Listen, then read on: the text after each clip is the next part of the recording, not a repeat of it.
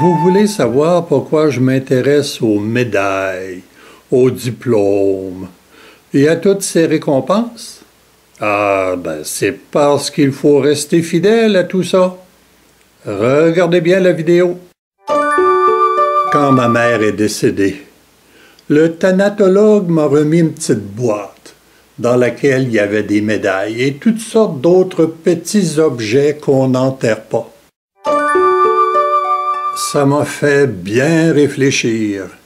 Toutes ces distinctions que l'on reçoit dans une vie bien remplie. Sur un diplôme, c'est écrit « avec distinction », avec grande distinction, avec très grande distinction. Eh bien, il faut vraiment rester fidèle à tout ce que l'on a acquis. Avoir un diplôme, c'est comme monter sur un podium, sur une des 3 marches, et pourtant ne jamais avoir le droit d'en descendre. Des petits certificats, ça peut sembler banal, facile à oublier, mais quand la récompense est suffisamment grande pour qu'on ajoute des initiales post-nominales, comme PhD au bout de son nom, eh bien, il faut que par la suite, la plupart des actions correspondent à cet acquis. Dans le milieu universitaire où j'œuvrais, on n'abusait pas tellement du terme de docteur. Pourquoi? Parce que tous les professeurs étaient des docteurs. Et bien plus, quand on disait le docteur un tel a réalisé telle tâche, eh bien c'était un petit peu péjoratif. Ça voulait dire qu'il n'y avait pas beaucoup d'équivalence entre ce qui a été réalisé et le diplôme que devait respecter son auteur.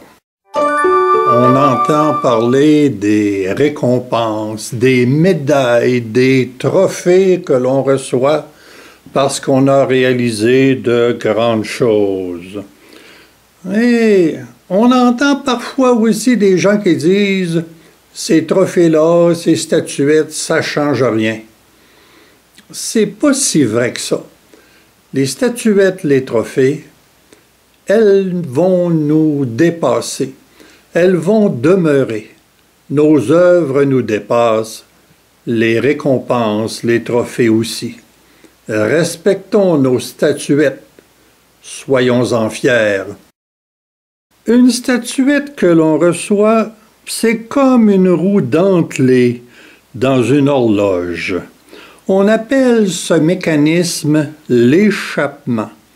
Ça empêche de reculer. Chacun doit avoir son système anti-échappement dans toutes les facettes de sa vie. Il faut conserver son standard. Plus les trophées sont grands, plus la mémoire sera grande.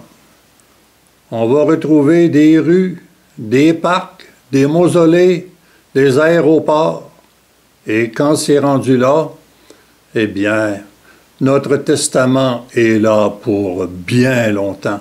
Il faut en rester digne, avoir un bon système anti-échappement. Sinon, tout risque de déraper. La tristesse d'un seul échec peut faire oublier tous les succès si durement acquis.